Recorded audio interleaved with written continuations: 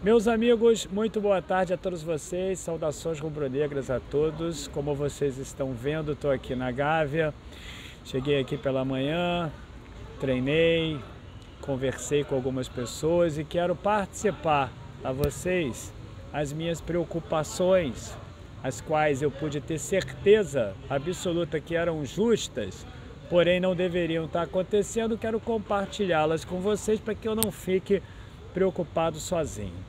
Meus amigos, essa é uma época muito perigosa para o Flamengo, não somente porque nós estamos escolhendo o nosso treinador, mas bem como também fim de temporada, é óbvio que os nossos jogadores acabam sendo aliciados por outros clubes. E nós temos ouvido falar, e hoje aqui eu pude ter certeza absoluta porque conversei com as pessoas certas, vocês podem apostar, que realmente nós estamos com um risco muito iminente de perdermos alguns jogadores que são muito importantes para nós, porque a questão ela não se circunscreve apenas ao Flamengo dentro de campo, mas dependendo de para quem você vai perder esses jogadores, existe também o problema de você reforçar a equipe adversária.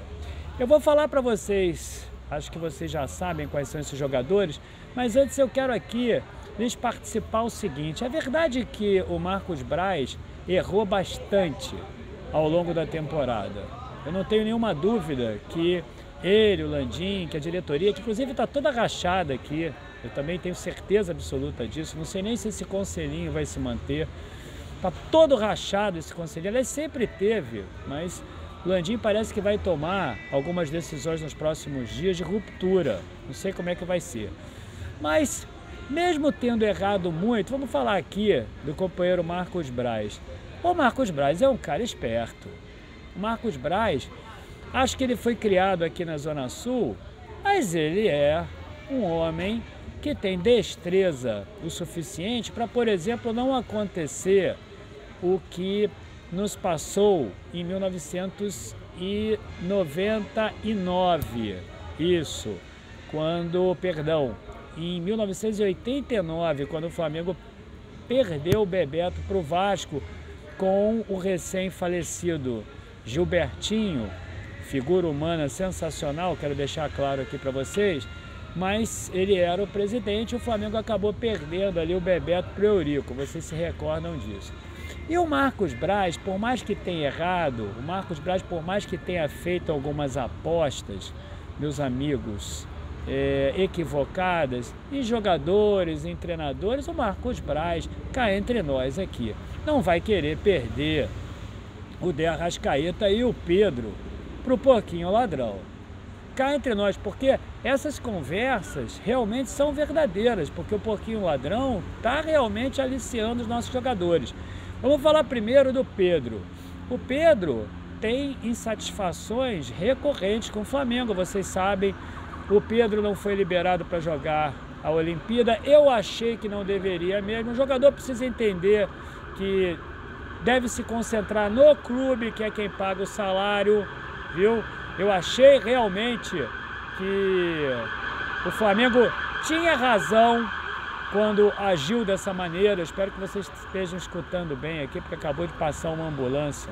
Eu estou aqui numa parte do Flamengo, na beira da rua, pertinho da Boca Maldita, onde eu pude me inteirar sobre algumas coisas. Então, ele tem essa insatisfação, ele ficou na reserva o ano inteiro, ele não gosta de ficar na reserva, vocês sabem disso. O Pedro, apesar de que já imaginava que fosse enfrentar problemas por ser o Gabigol titular, imaginava realmente, eu pude conversar isso aqui, que se encontrasse ali uma estratégia de jogo capaz de botar os dois dentro de campo, e nenhum desses treinadores que nós tivemos realmente conseguiu encontrar essa estratégia. Porque todas as vezes que eles jogaram juntos, eles não jogaram bem. Então o resultado disso, meus amigos, é que ele ficou insatisfeito durante o ano inteiro, demonstrou essa insatisfação, enfim, algo que um técnico com pulso, com personalidade e com inteligência pode corrigir. Mas o Pedro é um grande jogador. O Pedro não pode, de maneira nenhuma, ir para o porquinho ladrão. E o Porquinho Ladrão quer aliciar o Pedro. E realmente o empresário do Pedro, que inclusive eu já falei para vocês aí, é conhecido meu, o empresário do Pedro manteve ali algumas conversas com alguns membros da diretoria com o objetivo de baixar a multa do jogador. E isso aí, meus amigos, e realmente o que eu estou falando para vocês é verdade, porque eu conversei isso aqui dentro da Gávea. E isso não pode acontecer de maneira nenhuma. Se vai vender o Pedro, pois que a senhora Leila, presidente do Palmeiras, pague integralmente a multa. Ela tem dinheiro, então paga integralmente a multa. Não tem que ter, óbvio, nenhum desconto, como aconteceu com o Gerson.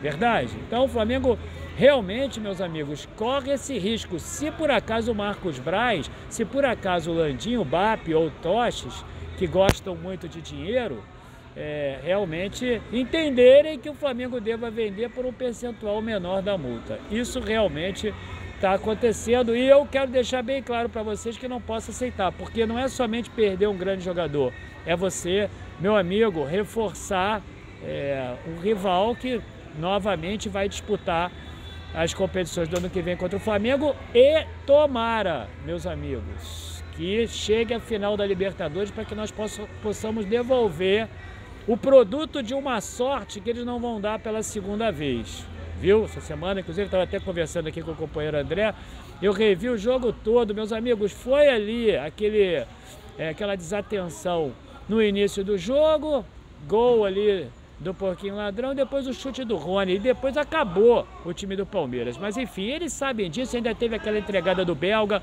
Bom, não vamos falar disso. E aí tem também o De Arrascaeta. Esse empresário De Arrascaeta, meus amigos, ele é guloso por dinheiro.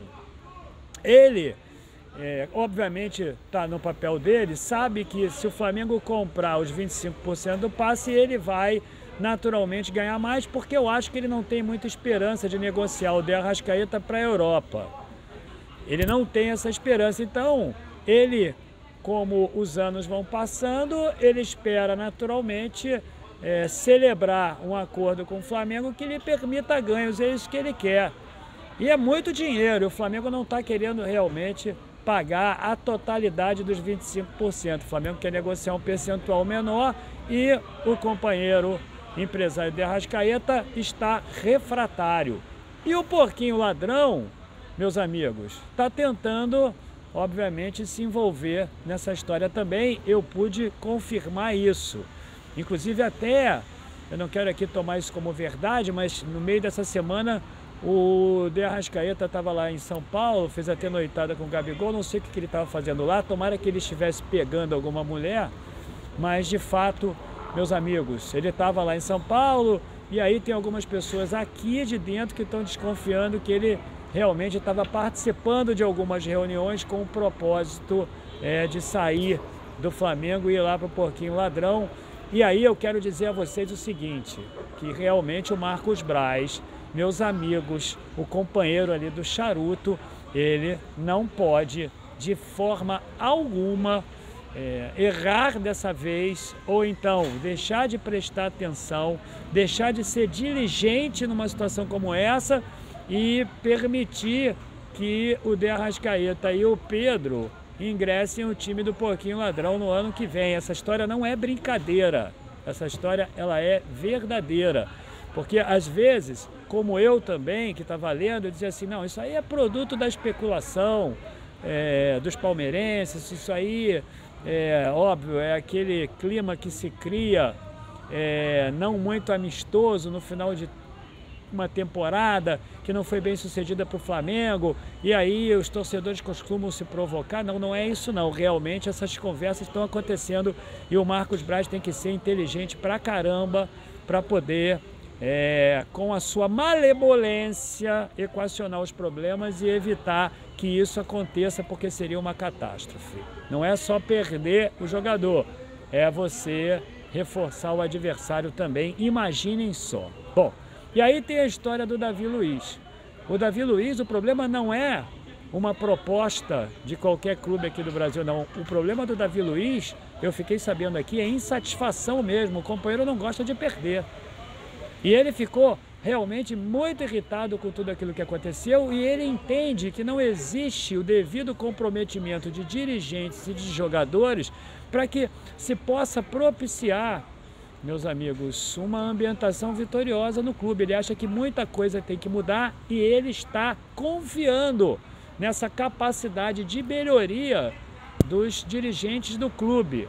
Não é nem uma questão de escolha do treinador, é uma questão de confiar que as ações que serão empreendidas pelos mandatários do Flamengo, mesmo que não tenha havido qualquer problema entre eles agora nessa eleição, não tenha havido uma ruptura, mas houve sim, meus amigos, eu quero dizer a vocês aqui, muita pressão em cima do Landim para que ele promova determinadas mudanças, mas o Davi Luiz, ele quer participar de um ambiente vitorioso e ele percebeu que tem muitas coisas erradas e ele de forma alguma, meus amigos, vai se estreitar a algo que seja errado. O companheiro vive lá na Europa há muitos anos e ele conhece, eu não tenho nenhuma dúvida, um ambiente que seja propenso à vitória. E não esse ambiente de Torre de Babel, característico da Torre de Babel, que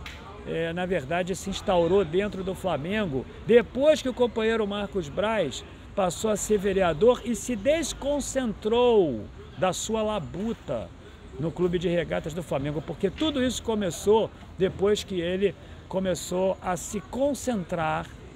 Importante que vocês saibam disso, a se concentrar nas suas atividades de campanha para vereador e depois para vereador, e esse ano agora tem eleições e o companheiro está se articulando muito para poder naturalmente se sobressair e colher frutos em função das eleições. Tem eleição para presidente, eleição para governador, eleição para deputado, vocês sabem disso. Então ele vem se articulando muito e se desconcentra do Flamengo e não pode. Essa história aí de que eles vão viajar essa semana, me disseram que é verdade. Eles realmente vão viajar essa semana. Me disseram aqui que essa história é verdade. Eu sinceramente não sei com que objetivo. Existe realmente uma probabilidade do Mister cair muito grande. E se o Mister cair, o Mister é a prioridade. Se não, meus amigos, entenda uma coisa aqui. Existe uma parte aqui dos dirigentes do Flamengo que querem a escolha de um treinador antes do dia 31. Algo absolutamente absurdo. Uma excrescência de gestão. Uma falta de capacidade de análise inacreditável de quem quer uma coisa dessas e não pode esperar um pouco. Não estou dizendo que tem que esperar até julho, não é esse o caso, mas é preciso ter muita calma, como eu tenho dito para vocês. Então me parece que realmente é verdade, os companheiros vão viajar agora nessa semana para poder, naturalmente, envidar todos os esforços e trazer um grande treinador para cá. A última novidade é a seguinte: o BAP, a probabilidade dele deixar de ser vice-presidente de Relações Externas do Flamengo é muito alta, porque ele vai concorrer à presidência do Conselho de Administração, que é um dos poderes aqui do Flamengo. Então tem a eleição do Conselho Deliberativo também, acho que é na terça-feira, para o presidente. O Lomba está até concorrendo contra o Alcides, que está concorrendo à reeleição, o presidente Alcides do Conselho Deliberativo. E já teve a eleição para a presidência do Conselho dos Grandes Beneméritos. É um primo do Landim que ganhou, porque o o Márcio Braga tirou a candidatura dele. E agora nessa quarta-feira tem a eleição da presidência do Conselho de Administração e o BAP é candidato. Portanto, o BAP pode largar a vice-presidência para poder concorrer. Aliás, ele vai concorrer caso ele ganhe essa eleição. Ele vai concorrer para ser o presidente de um dos 4 poderes do clube.